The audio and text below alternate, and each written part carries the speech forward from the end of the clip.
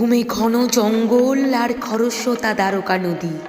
এখানেই লুকিয়ে আছে এক প্রাচীন রহস্য, যেখানে ইহলোক আর পরলোকের দুয়ারে দাঁড়িয়ে আছেন স্বয়ং দেবী দ্বারবাসিনী।